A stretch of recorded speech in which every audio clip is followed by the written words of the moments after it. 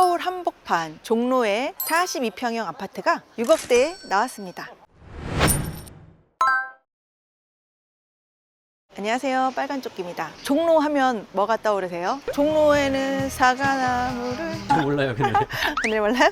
서울의 중심부에서 가까운 입지에 있는 종로구 창신동에 와 있습니다. 오늘 나온 매물은 31년 된 아파트인데요. 42평형이 여러 번 유찰돼서 6억대의 경매가 진행 중에 있어요. 서울 하면은 비싸다고 생각하시고 특히 역세권 하면은 더 비싸다고 생각할 텐데 잘하면 6억대에 매입할 수 있는 기회가 될 수 있을 것 같아서 나와봤습니다. 서울 종로구 창신동 창신 쌍용 아파트인데요. 최초 감정가는 9억 9,200만 원인데 두 번 유찰돼서 6억 3,488만 원의 경매가 진행 중에 있습니다. 토지는 54.7제곱미터로 16.6평이고요. 건물은 116제곱미터로 전용 면적 34.9평인데요. 42평형 아파트로 보시면 돼요. 권리 분석을 보면은 소유자가 소유권 이전을 하면서 금융기관에서 대출을 받았어요. 그래서 금융기관의 근저당권 설정이 말소 기준 권리가 되므로 권리 분석에는 크게 문제는 없어 보입니다. 명도도 지금 현재 점유자인 소유자를 상대로 명도를 하시면 될 것 같아요. 서울의 종로구나 중구에 있는 주거단지가 경사진 곳에 많이 위치해 있어요. 오늘 나와 있는 여기도 단지 내부에 경사도가 있는데요. 이 물건에서 가장 가까운 6호선이 지나가는 창신역까지 걸어가면은 한 10분 정도면 걸어가실 수가 있어요. 또 세대수가 919세대 정도 돼요. 세대수도 많다 보니 가까이에 초중고 대학교까지 가까이에 있는 그런 곳이라고 말씀드릴 수가 있어요.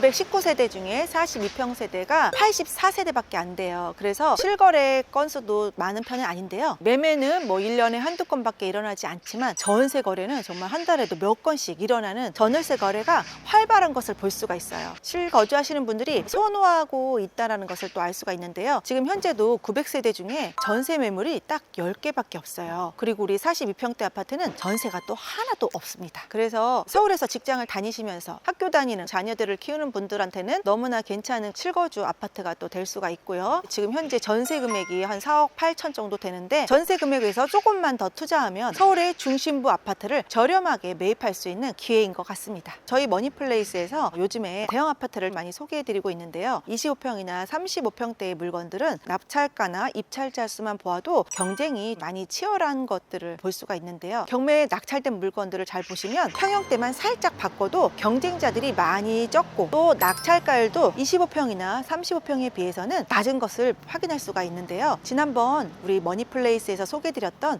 영등포구 물레동에 있는 진로 아파트 같은 경우도 대형 아파트이고 1층이라는 그런 핸디캡 때문에 경쟁이 적을 줄 알았는데 25명이나 입찰을 하셨어요. 금액도 전에 차보다 높게 낙찰이 되었거든요. 이 물건도 현재 두 번이나 유찰돼서 64%의 경매가 진행 중에 있는데요. 네이버 매물에 나와 있는 최저 금액이 8억 5천만 원이라고 한다면 최초 감정가는 9억 9,200만 원이지만 한 번 유찰된 금액은 7억 9,300만 원대였어요. 지난 회차에 입찰을 했어도 충분히 수익이 날 수 있지 않았을까 생각을 해보고요. 또 이렇게 두 번이나 유찰되면은 많은 분들이 관심을 갖고 입찰을 해서 경쟁이 세질 수가 있어요. 그러다 보면 입찰가도 높아질 수 있으니까 행크TV 보시는 분들께서 흐르지 않고 최저가에 입찰하는 경험도 한번 해보시면 좋겠다 이런 생각이 듭니다. 그러면 물건지를 한번 둘러볼게요. 바로 여기 보이는 아파트인데요. 내부에 조금 경사진 모습을 볼 수가 있어요. 나무들이 엄청 키 큰 거 보이시죠? 여기는 6층까지도 저렇게 올라가 있는 모습이에요. 오늘의 물건지 206동 같은 경우는 약간 경사진 곳에 위치하고 있는데 저 뒤쪽에 있는 동들은 더 높은 경사진 곳에 있어요. 그래서 그런 것들을 활용을 해서 이렇게 주차장을 만든 모습을 볼 수가 있습니다. 여기가 주차 대수가 한 세대당 0.54대밖에 안 돼요. 그래서 주차하기가 조금 힘들지 않을까. 그런데 또 추가적으로 저렇게 주차장을 만든 건 아닌가 생각을 해봅니다. 우리의 물건지가 남향에 위치하고 있어서 해가 잘 드는 모습을 볼 수가 있고요. 14층 중에 12층에 있어요. 지금 보니까 샤시가 좀 쇠빙 냄새가 납니다. 소유자가 매입을 하면서 대출을 받았잖아요. LTV를 꽉 차서 받지 않았어요. 좀 여유가 있어서 대출을 덜 받은 게 아닌가. 입주할 때 조금 손보지 않았을까 이런 생각도 잠시 해봅니다. 중구는 경사가 높은 곳에 거주하는 주민들을 위해서 모노레일을 설치했어요. 근데 여기도 그런 건가? 한번 가보도록 할게요. 여기는 엘리베이터가 있는 것 같아요.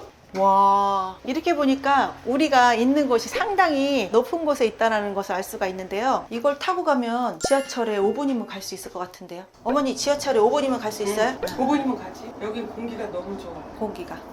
아까 전에 지하철까지 걸어서 10분이라고 했는데 엘리베이터를 타고 오니까 5분이면 갈 수 있을 것 같고요. 창신역에 내리면 바로 이 쌍용 1단지가 있고 조금 더 위쪽으로 쌍용 2단지가 있어요. 그래서 2단지 갈 때는 엘리베이터를 이용하시면 2초 안에 갈 수 있습니다. 차로 갈 때는 이 길로 통해서 이렇게 가고 걸어서 갈 때는 2단지로 올라가는 계단이 있습니다. 이렇게 내려가면은 바로 지하철을 갈 수가 있어요. 많이 경사진 모습이 보이네요. 경사가 있다 보니까 겨울에 눈이 오거나 얼면은 안 되잖아요. 그러니까 도로에도 열선이 깔려져 있어요. 예술고등학교가 걸어서 1, 2분이면 갈 수가 있어요. 물건지 206동 앞에도 주차장을 이렇게 또 만들어 놨어요. 주차 대수가 더 많이 나올 것 같기도 해요. 지하철부터 여기까지 걸어오는 것은 운동하는 느낌입니다. 현관 입구를 보면은 오래된 구축의 느낌이 물씬 나지만 이런 문을 쓰는 아파트나 빌라들은 이 앞에 쓰레기나 전단지가 많이 쌓여서 지저분한 곳들이 많았는데요. 여기는 상당히 깨끗하게 관리가 잘 된 모습을 볼 수가 있어요.